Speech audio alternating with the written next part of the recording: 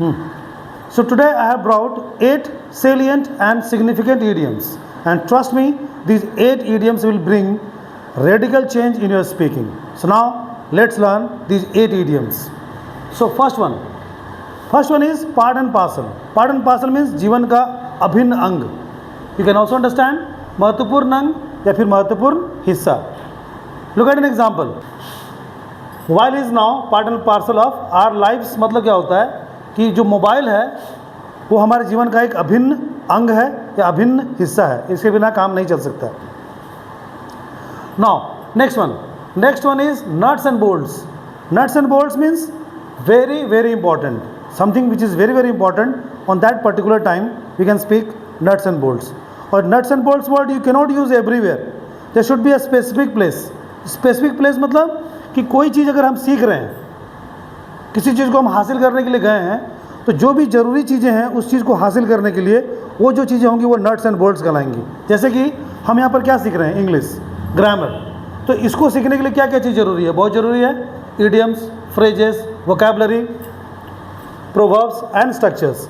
तो मैंने इसी चीज़ को एग्जाम्पल के तौर पे लिया है कि idioms, phrases, vocabularies, proverbs, structures are nuts and bolts of English grammar.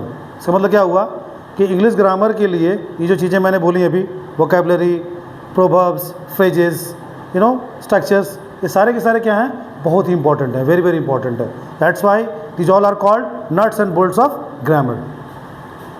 Next one, ups and downs. You can also call rise and fall.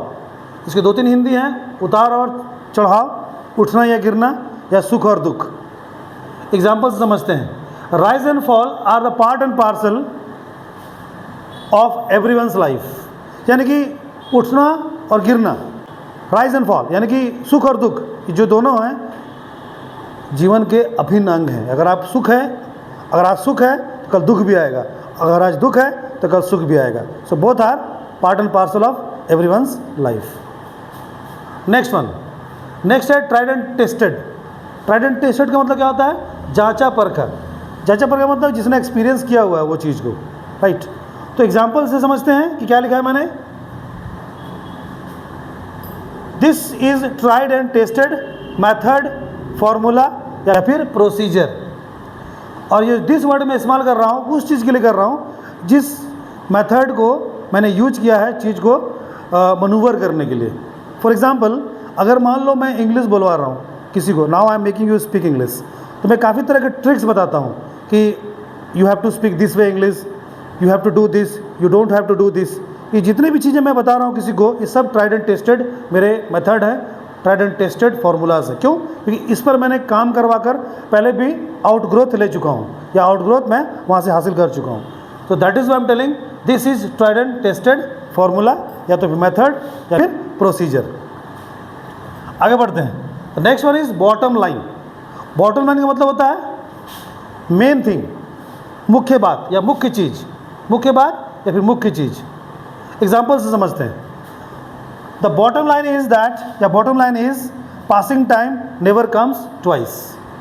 यानी इस लाइन का तात्पर्य क्या है कि मेन चीज़ ये है या मुख्य बात यह है कि बीता हुआ समय कभी या वापस नहीं आता या दोबारा कभी वापस नहीं आता. और भी चीज़ें हो सकती हैं. The bottom line is that poverty is the main issue या main problem of India, poverty यानी गरीबी. So the bottom line is that. So in this way you can create so many examples. Next one is top to bottom, top to toe. The meaning of top to bottom और top to toe is completely, ऊपर से लेके नीचे तक, sir से लेके पाँव तक. एग्जाम्पल समझते हैं. In India politicians are top to bottom corrupt. या फिर in office top to bottom the officers are corrupt.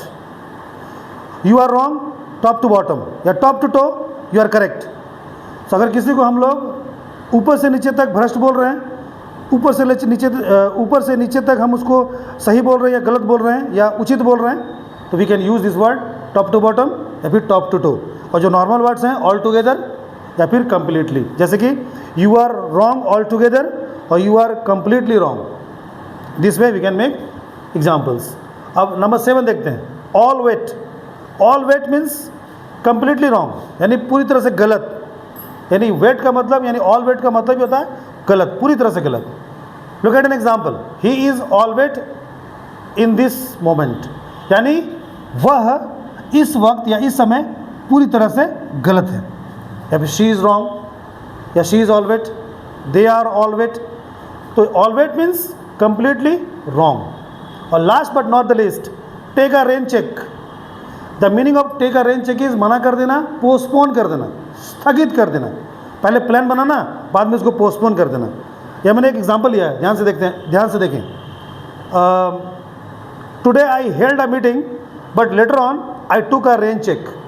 यानी आज मैंने एक मीटिंग हेल्ड की थी, यानी होल्ड की थी, रखी थी, पर बाद में मैंने उसे पोस्टपोन कर दिया. पोस्टपोन मतलब स्थगित कर दिया या फिर मना कर दिया. So these are the idioms with examples. Hope you must have enjoyed learning these idioms. I must say you must bring these all idioms in your speaking and you would see that radical change, see change in your English. So now I would like to conclude my speaking. I'll meet you in my next video. Goodbye. See you.